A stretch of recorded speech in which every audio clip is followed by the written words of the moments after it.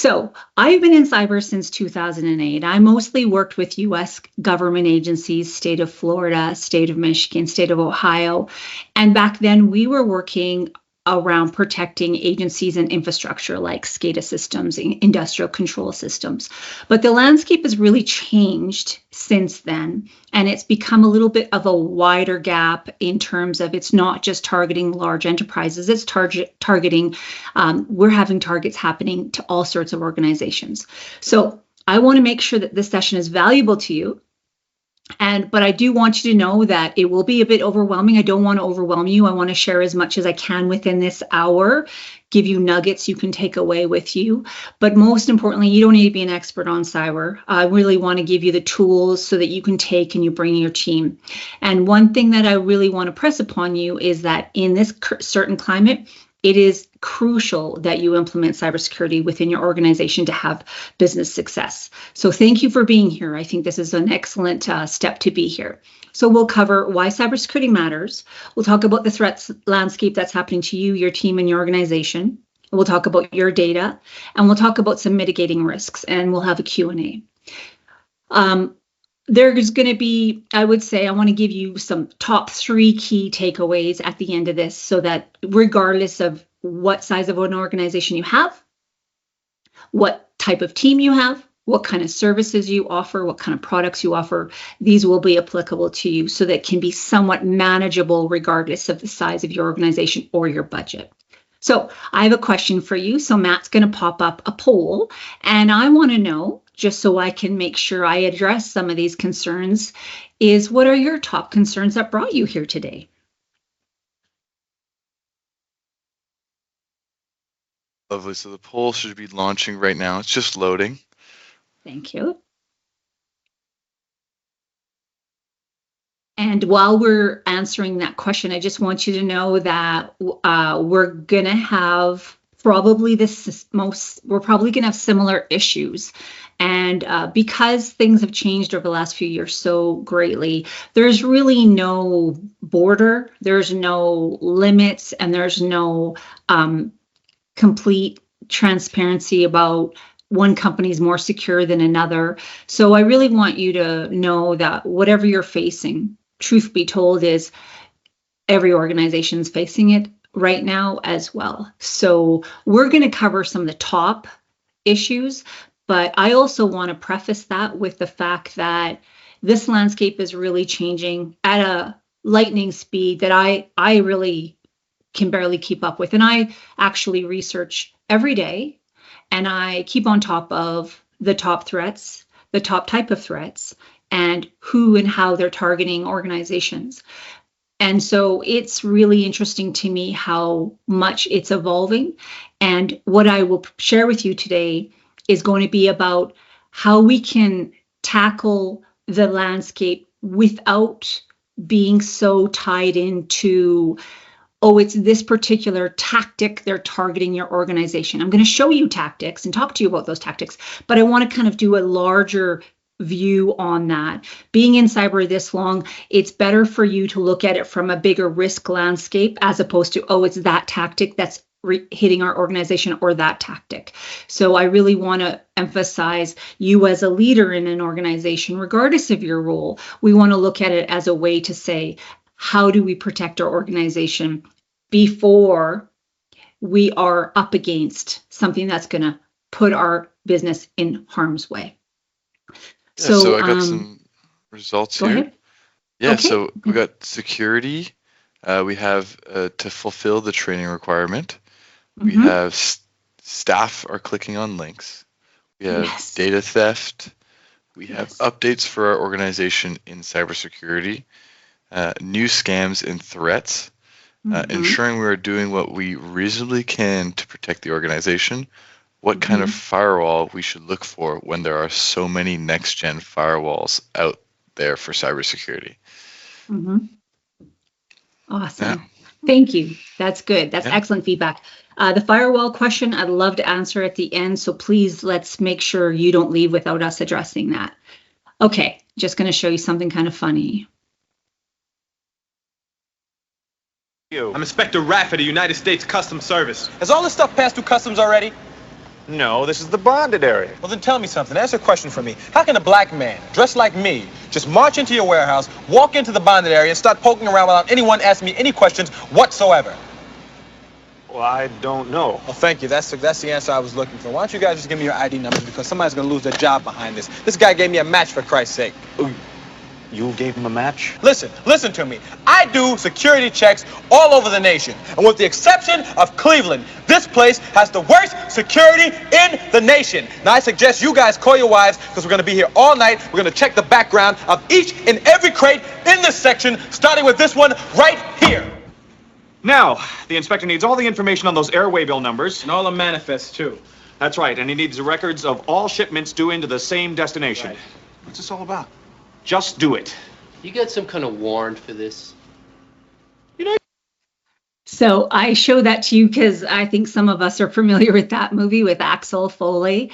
And I wanted to mention, that is a physical example of social engineering, really, of Axel Foley coming in and conning a whole group of individuals without even those individuals verifying who he was. They just gave him and was willing to give him anything he wanted just because he showed emotion, confidence, and he was really emphatic about what he wanted to get and how he wanted to get it. So what we're up against, you as an organization, us as an industry, all over, pretty much globally, is we're up against an identity crisis. So it isn't about borders. It isn't necessarily about brick and mortar, because we have individuals who work in every type of organization that are the access point to your organization. What I mean by that is your individual, think about yourself, you're logging into a system and you're accessing the systems of your organization every day. Doesn't matter what system it is, cloud application, on-premise application. But what's happening is all of the individuals in your organization are now being targeted every day. And they are a target with these nefarious criminals, hackers. So if your staff don't know that they're a target every day, and you aren't telling them and they aren't learning that, then that means they're the perfect target for these hackers, because they're unaware of what's actually happening inside of this threat landscape. And they're completely oblivious, thinking it's not going to happen to them. So we are actually talking about increasing our digital literacy. We can no longer pretend we don't know what's happening out in this landscape. We have to be accountable, we have to be assertive, and we have to find answers way we can be more literate digitally, because we know how to secure our home. We have all sorts of cameras, we have all sorts of security systems, locks, keys. We don't have an issue securing our own brick and mortar, whatever that is, car, home, or business. However, our digital assets are now an issue, and it starts with the identity of the staff that work with you and yourself. So we call it identity management, but we also call it, privileged access management. But at the end of the day, it's what you're allowed to access within your organization. Now, what do hackers want from an organization like yours? So what we need to understand is it doesn't matter what kind of hacker is out there. I could go on for an hour just talking about hackers. But what I need you to know is they know it's where the money is. They know that they have found a way to make data a valuable selling and trading commodity, just like oil. And they have figured out how to use advanced phishing schemes to trick every one of your employees. And they're continually going to do this because it works. So it's this vicious cycle. And they're continually evolving their ways because they can. I mean, they're not necessarily clocking out at 5 p.m. They're not necessarily getting a CISSP certification to be able to say, oh, we're going to follow a framework. So we'll follow that framework and then we're going to be secure. Oh, we're going to follow that data management process and then we're going to be secure. So we as an organization need to know it's layered. There's not just one single point of defense against hackers. It's layered. We call it defense in depth. But it does have to start with your people, and it has to be technology and processes as well. However, knowing that we know that hackers are wanting your data, we have to figure out what do we do to keep them out. Now, they want your crown jewels, and what are crown jewels? They're the assets that keep your organization running every day. That's sensitive data, that's intellectual property, that's proprietary technology, key business processes, critical infrastructure. But what I found is most of the individuals I work with, they don't understand if they're even handling crown jewels. They don't even know what crown jewels are. Now, obviously, this is an industry term we're using, but I've just explained to you what those are. Those are key valuable data assets that you use every day. Now, when I say assets, I also include PII, which is personal identifiable information. And when I interact with individuals, they don't even know what PII is. And then they get mixed up with it because they aren't understanding that that actually is crown jewels. That is confidential sensitive data. That is a high value asset. It is a high value target to a criminal, a hacker. Doesn't matter what kind of criminal out there. So I'm wondering if you could do me a favor and if you could put in the chat one identifying piece of what PII is. So give me an example. So for example, PII, one simple is my full name, Sonia Goulet. Another one is my address. Another one is my social insurance number.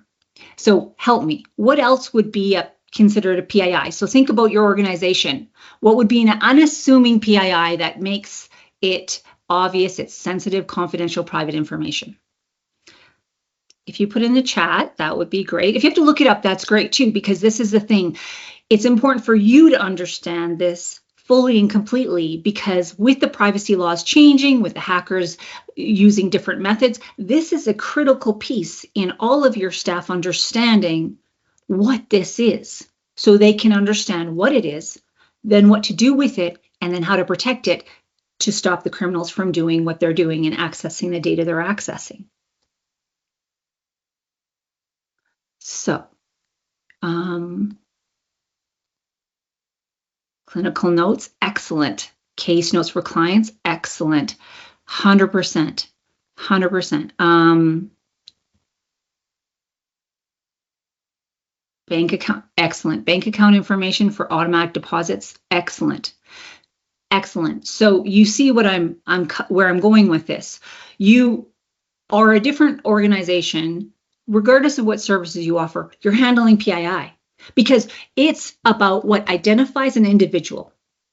And so a bank account identifies an individual because you can't have a bank account without your name attached to it, right? So the thing is that what you and your staff have to understand is those are high value assets and those are high value targets. So that is considered a crown jewel. Besides the fact that you're keeping all sorts of other data points regarding the services you offer, HR records, financial records, business records, anything that would be confidential, so that if you no longer had access to that tomorrow, what would you do? Right? So we need to understand this is something we can't necessarily no longer discuss. And we might not have even thought of this like 4 years ago. But now this has to be on the front and center for various different reasons. 1, legal. 2, compliance. And 3, to protect your clients and your staff and your business. So we need to help them. Now, the other aspect around the way this industry is evolving is, have you noticed you've been receiving an obscene amount of texts and phone calls from numbers you don't know, or numbers you do know, and messages from companies that you do use, but you realize, why are they calling me? That's not true. So just think about your personal self. I received about 4 calls on Monday alone. 4 calls.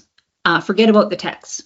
So I'm being bombarded without even knowing how. And I'm done asking how. So I want to show you something, and just to give you a little snippet.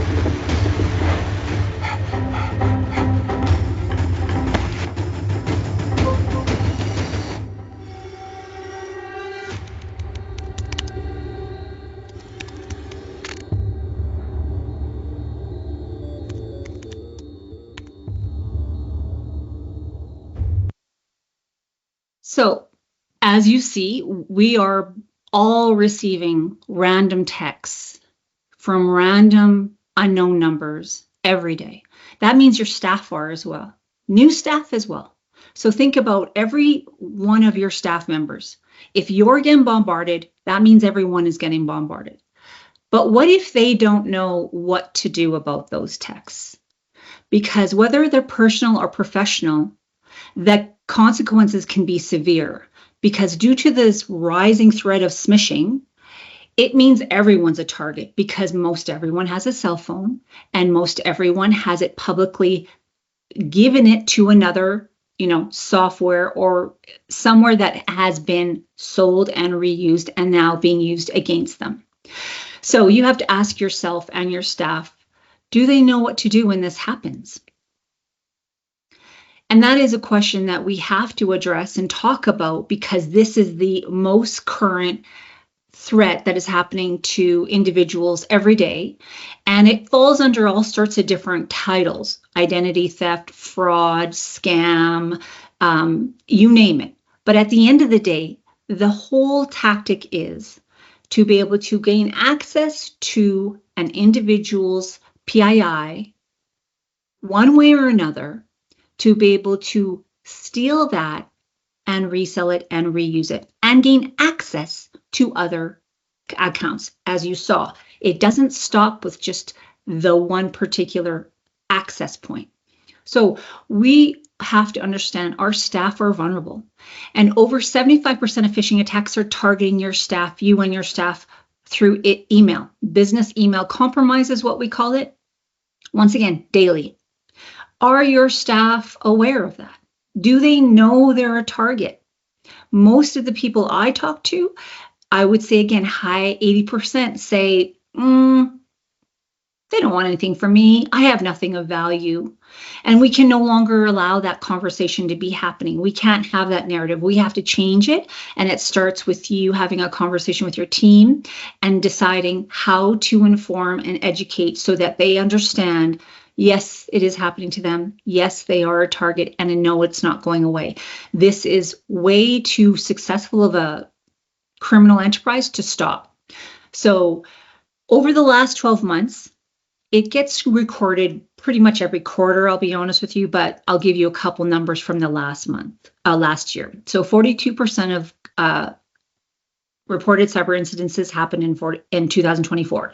Now, that's 42%. Not everyone reports. It's getting to be a legal requirement to report based on a certain amount of credentials or files stolen.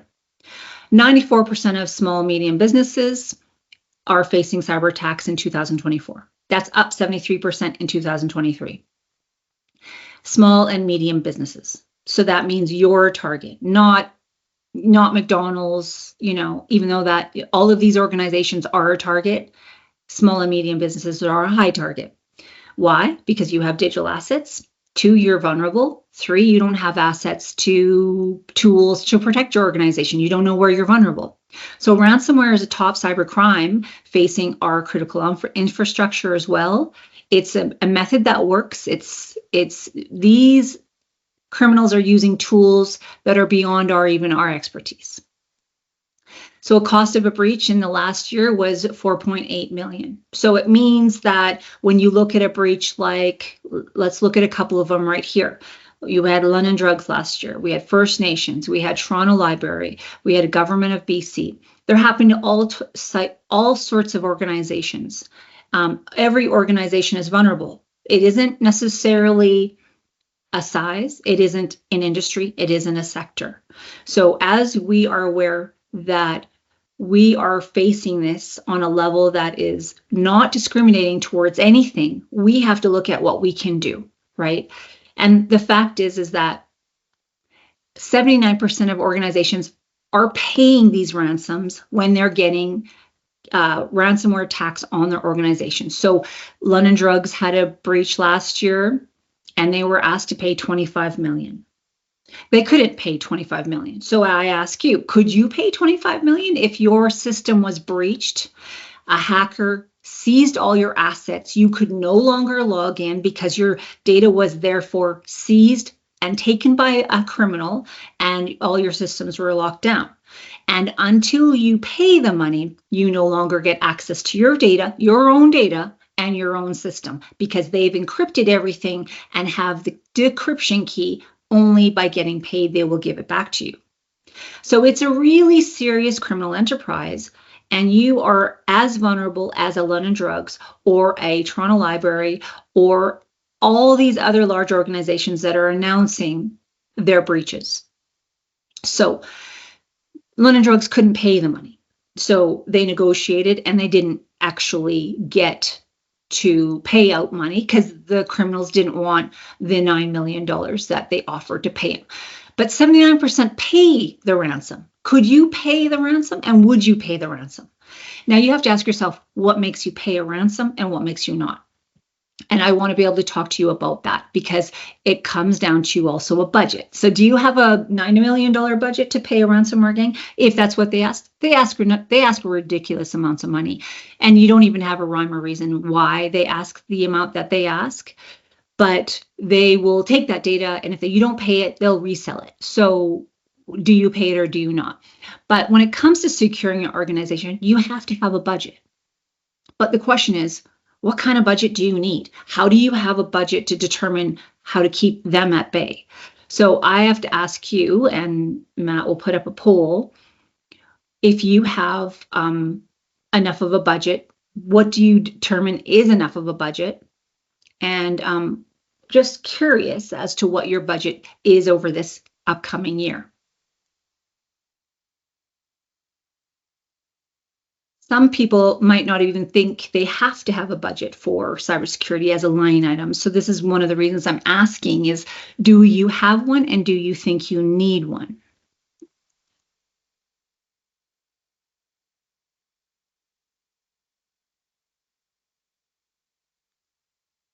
And the other thing around a budget is there's a lot of tools out there. Lots of software, lots of options. There's no question. And it's quite overwhelming, no question. And you have to know how to choose it, when you need it, how you use it. And there's a lot of complications around that. And it's really, really daunting. So I really want to be able to talk a bit more about this for you so that you can understand kind of how to eye this and navigate this a little bit better.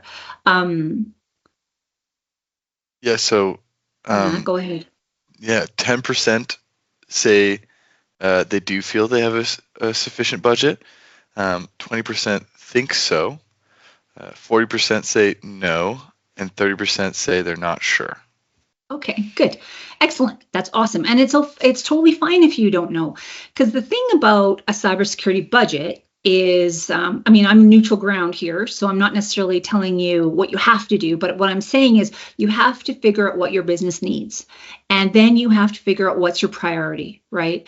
But having fancy tools isn't going to take away the threat landscape from your organization. So that's why you have to be very cautious about where you put your money, because your team has to know how to use it as well, right? But the thing is that what I want to emphasize is implementing a cybersecurity budget is critical, and also going to,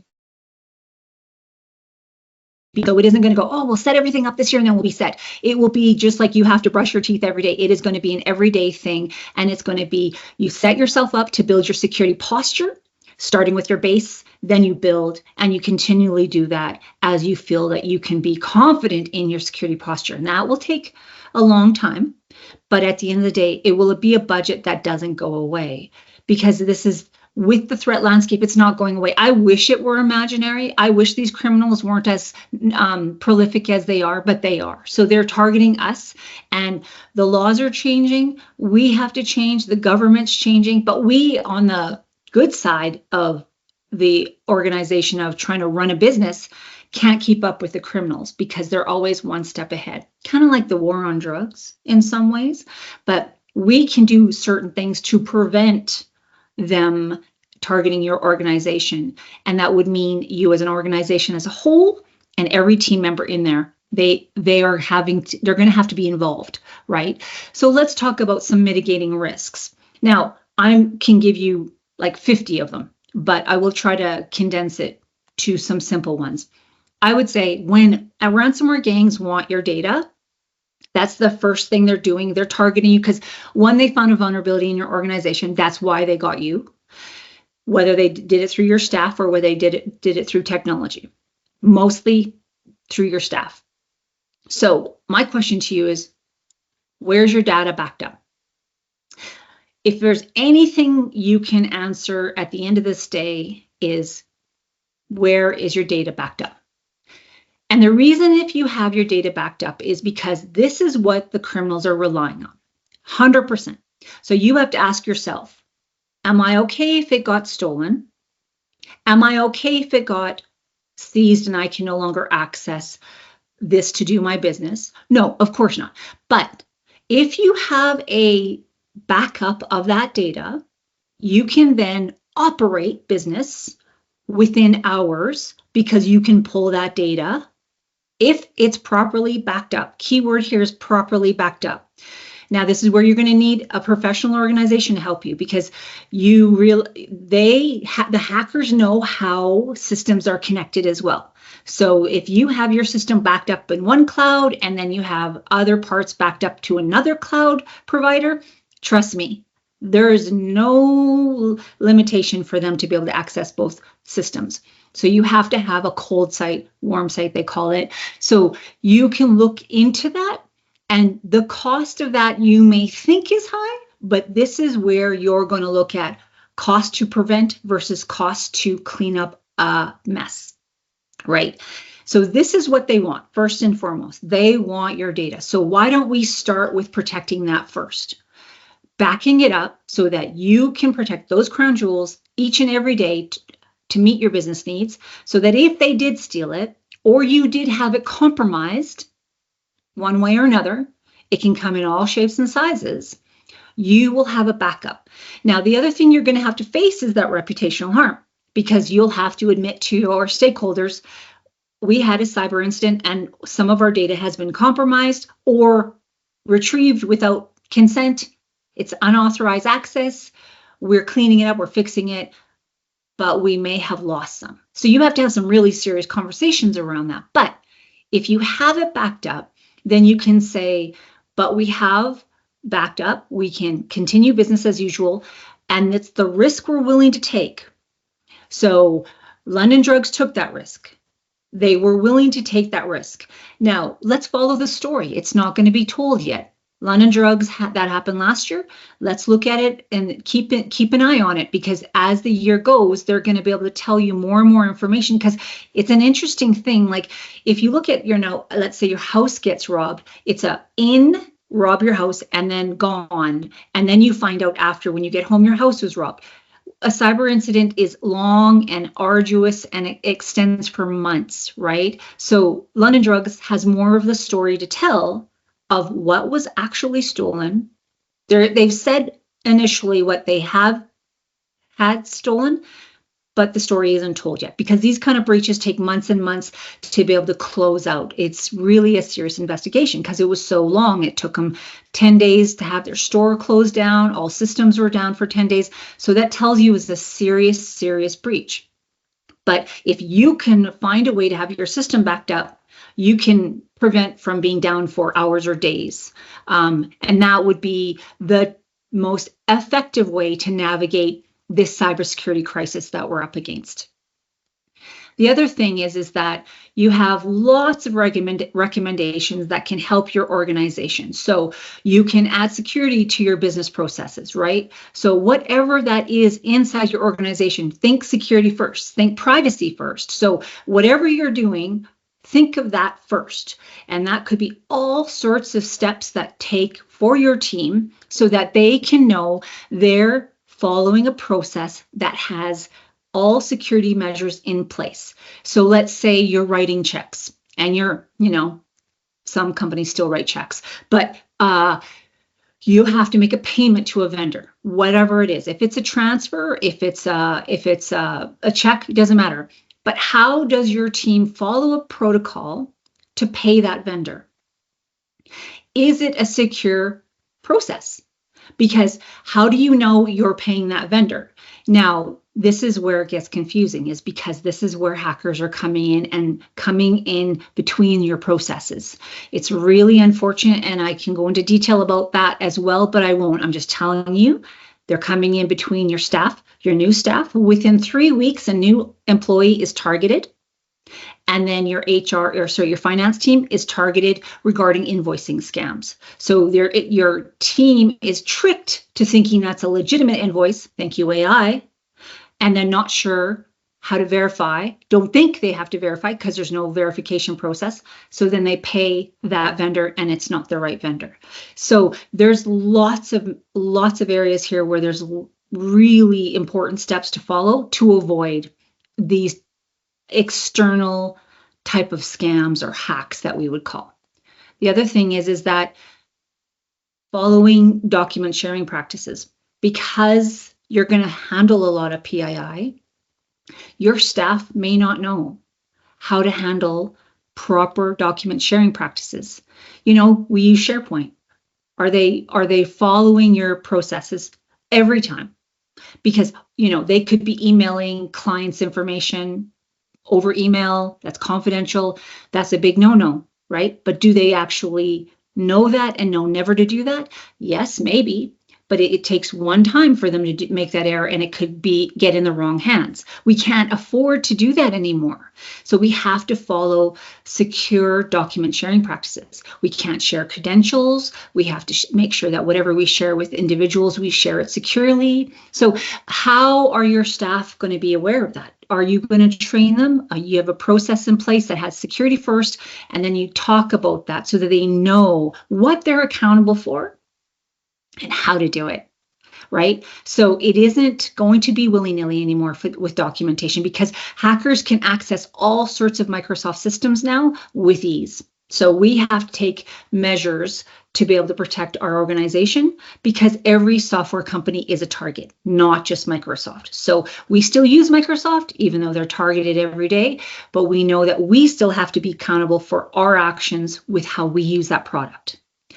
Now, passwords, they matter. They still matter. They're the number one tactic in which hackers are accessing your systems. Credential theft, we call it, passwords and usernames.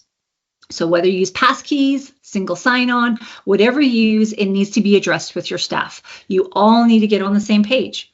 A password manager is also highly recommended, because you can use it on your phone. If you put it as an app, and then it can be added to your browser. It can help lock every password. It can create new passwords. You know how that goes. And then you can undergo the idea of never, like, you just know one password for that password manager, and you never have to memorize another password again. And again, with over 100 apps that we use and applications, no one wants to and can memorize a password. And employees reuse passwords over 13 times per employee. So they're reusing them. So we have to put a stop to that. So we need to support them to be able to put in measures so that they can stop reusing passwords. Because if it's the number one way hackers can get into your system by using their credentials, pretending to be them, we need to put a stop to that. So that's a layer that's manageable for a staff member, because it's just a matter of how do they manage passwords and how to use them properly. And then MFA. Some of us are using MFA with certain systems, but we need to employ that with every critical system we're using, so that don't ever enter a software without using MFA. So that's the second layer of what your staff need to follow to secure your organization from the front, entering into the systems securely, so that this identity crisis is going to be removed, because they're using a unique password because it's just for them. Then they're authorizing it with MFA, proving it's them. And then they get into the financial software, Microsoft accounts, HR software, you name it. That will reduce your threat to each of your staff members just by following those two steps alone. But they need to understand how to do that, and they need to understand why to do that. And then when you have third-party services, you have to be able to understand, you have to vet your partners. right? Again, same thing. It isn't willy-nilly anymore. You have to understand the services they provide, what they're accountable for, and what you're accountable for. Because a lot of problems that came with cloud enterprise, when we started moving towards the cloud, we thought back in the day, oh, if I use Microsoft and I use OneDrive, they'll secure it all. I don't have to worry about a single thing. No, you will look at your third-party service and they will tell you what they provide and what you're accountable for. So when you're using a HR software, when you're using a financial software, when you're using, let's say, building software, you name it, you have to know what are they offering and what are we going to have to oversee. Because again, it could be taken for granted or your staff might not know. And then they could be mishandling data and transferring data incorrectly. So I would say plan for when you may have a incident or a downtime, not if. So you can't do it alone. There's too many moving parts here. So you have to be able to look at where you're going to get that support, right? So build your security in small steps, right? Review and improve your data management processes. Maybe if you have the ability to do a gap assessment, we call it a vulnerability assessment, to find out where you're most vulnerable, and then enforce those security policies. So Matt's going to share with you right now a link. And right now, as AI is blowing up and you're hearing everything and we're in this AI arms race, I want to tell you a couple things. One is, it's not that bad. Okay? You as an organization have to deal with what you see in front of you. Now, we have a lot of tools and everyone is trying to adapt to adding AI to every single thing that they provide. That's fine. Two things you need to know you need to do with your staff. You need to set them up with an AI policy so that they can understand whatever team puts together this AI policy. I'm going to give you a template and it's called Artificial Intelligence Acceptable Use Policy. And it's under this link. Sorry, not that one, the next one, Matt. This is another resource that you can use. It's called Stop, Think, Connect. And that first link is going to be resources so that you don't have to be the expert. You can just go to this website, click it, download it, and then you can share it with your team. So it already has the nice verbiage, all the proper terminology, and you can just share it with your team. But around a policy, there's lots of policies here on this website, but the artificial intelligence policy is one I want to draw your attention to. I would say it'd be prudent to have an AI policy. It may take you about, half hour for you to review and put it together to personalize it based on your organization. So for example, in a policy like this, they're going to have everything in here. Like it's 13 pages. So you're not going to necessarily need a 13-page policy, but take out what's not applicable to you, but have a policy for AI specifically. Because the two things that are an issue is your staff are going to share too much data within the AI that you don't want them to share. And then they're going to use it for reasons that are not going to benefit your company because it's, again, sharing too much data within AI that should be confidential. So if you have a policy that tells them when they can use it, what they can use, and guidance, they will then follow that. Otherwise, it's just going to be like wild, wild west, which it is right now, whether you use Claude, Perplexity, Copilot, you name it, everyone's going to be using it. So assuming they're using it, guide them around how you as an organization want them to use it. That's all you have to worry about right now. Now, AI is coming on the threat level regarding deepfake. And that's where you're not going to be able to determine what's real in terms of images. You're not going to be able to determine what's real around videos. And you're not going to be able to determine what's real around voices. So on the threat landscape, I would say the best way to target that, particularly right now, is also with your team, is to have code words. And those code words can be however you want to determine that. But knowing that they're going to need that. Again, guidance and support, because they're not going to know. So if they get a random request that says, hey, can you send me the financials? And it's over the phone, and they go, okay, but this is a weird time you're asking me this question, and I don't usually get this question. And then they feel panicky because you're making as a manager or a boss making that request, they're going to comply. That's just how staff are. They want to do the best they can do for you. But if you set up a code word, that code word could be like, hey, can you just verify? We have a code word. Can you just tell me what that code word is? You will, if they have that in place, they can be reassured that they can say no to a request that isn't following security first and processes and best practices. So do it with your family. It's a personal thing I use as well. It's really important to use anywhere, everywhere, but within your organization to protect the new employees that are especially unaware of like this is going to be a target for them. They're not going to know. So you might as well say, okay, this is our AI policy. This is our, however you want to do it in Teams, set up that code word.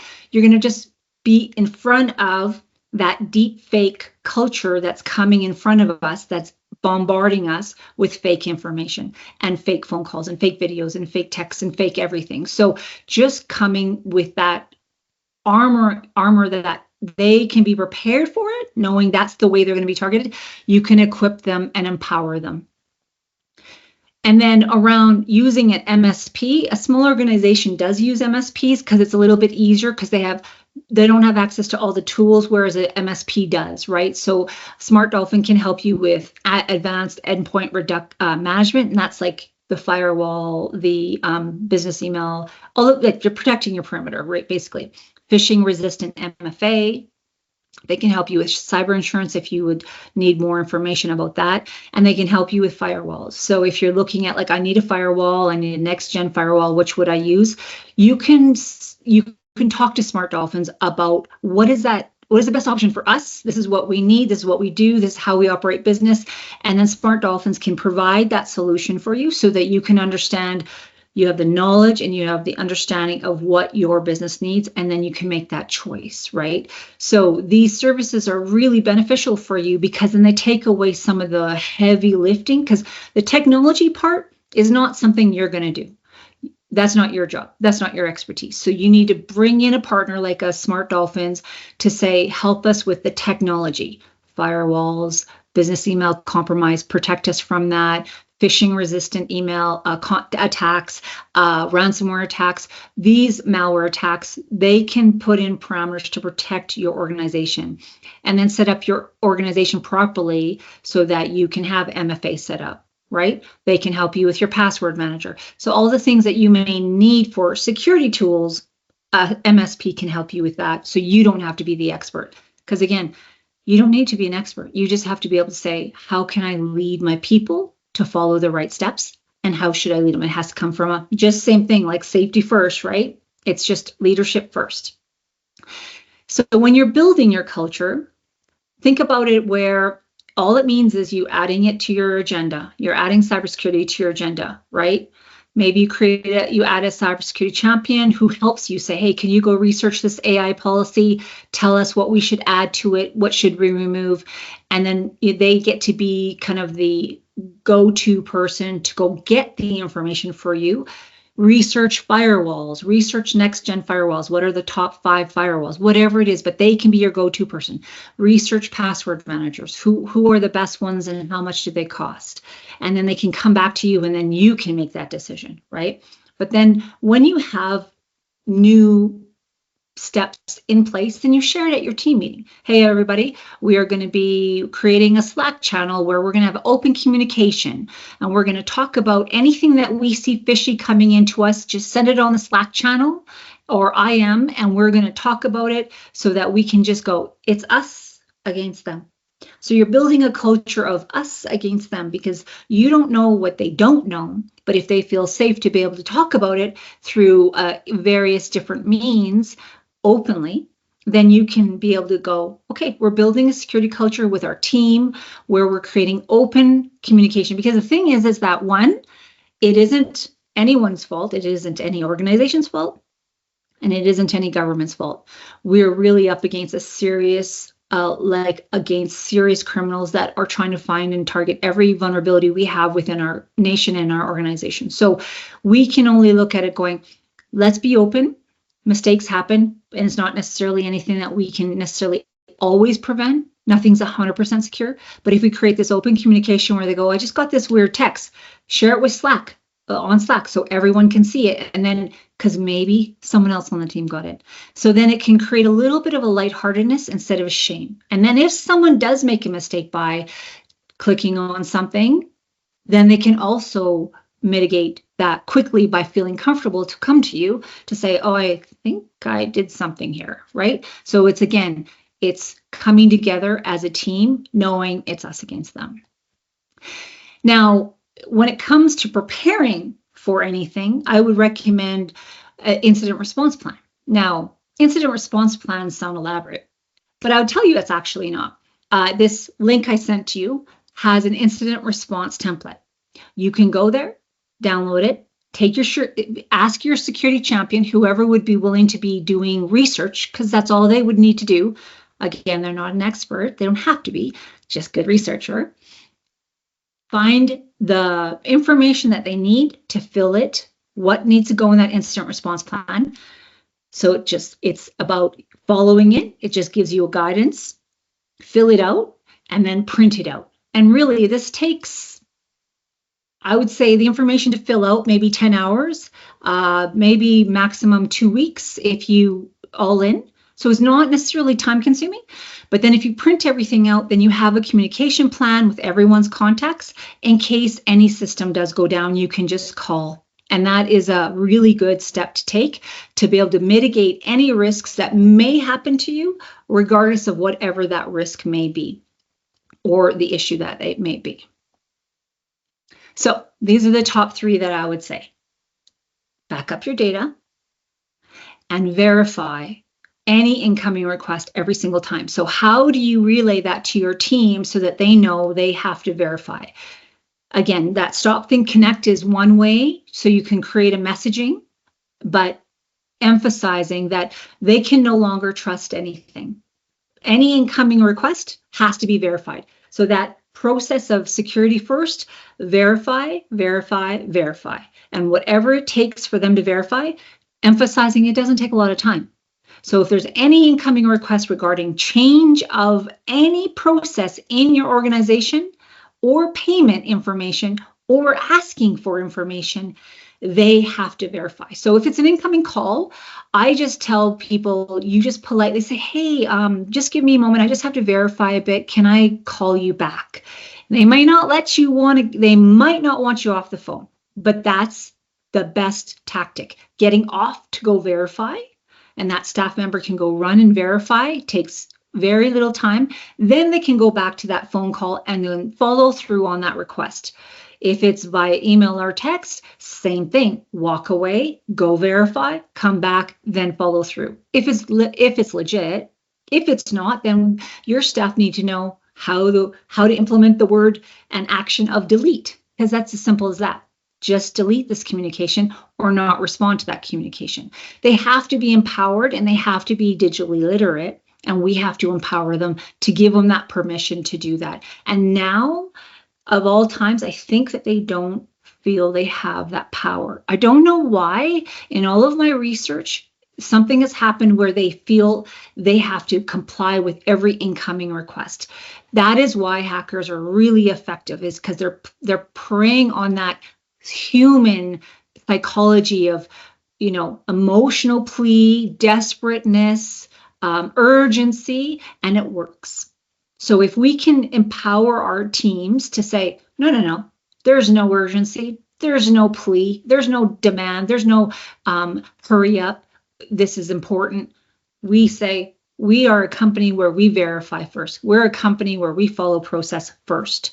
Nothing determines our process but us. We follow a process, no external phone call, external vendor, external client, and external any incoming external inquiry.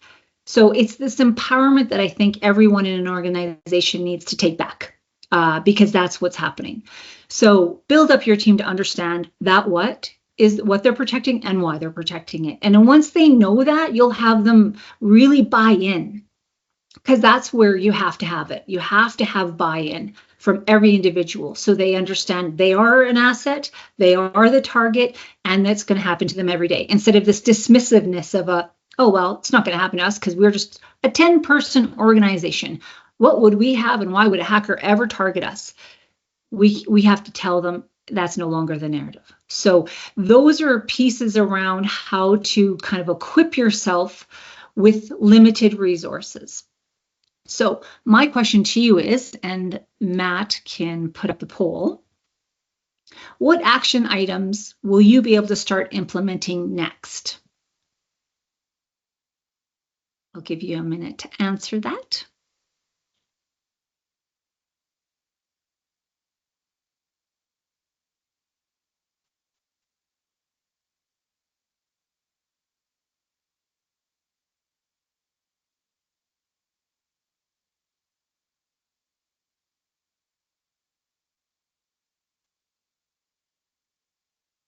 Because as you're building your security posture, there's always going to be a next. There's always going to be, what should we do next? Should we add MFA? Should we add a different data management process? Should we add a different data management savings plan? How we save our data? Should we implement, as you mentioned earlier, a firewall? There's always going to be a next. Just the way we have to implement systems in our organization because we've become so digital, we have to think about how we add that security to all of our digital assets now, let alone our behavior.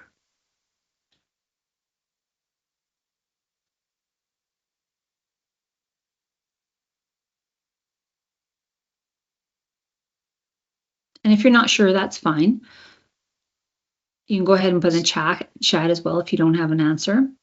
So yeah, we have a couple responses. One is confirm MFA is being used by all now. Phishing campaign is the next project. Nice. Cybersecurity knowledge training, back up all data and send to cold site. Nice. Excellent. Perfect. And again, we always have to test that backup data anyway. I mean, that is a really good, we call it cyber hygiene. That's a really good process to be able to say, we're verifying this actually works, so that when you're under the fire of it all, you can actually say, yep, click button, we're good to go. Test so that you know it works, right? And then we have other training that we provide here for free, so you could easily implement that. So my biggest recommendation to you as we close out this session is verify, then trust. Biggest takeaway. So that needs to be the culture mindset, so that no matter what, you can be able to know your team knows how to do that and feels confident doing that. So Matt shared the Stop Think Connect. Please use that. That's going to be a resource that's free for you, and they create lots of information so that you can just use that, and it doesn't mean you have to be able to think of anything original. They will just provide that, and you just determine how you want to use the material, and then you can push that along to your teams.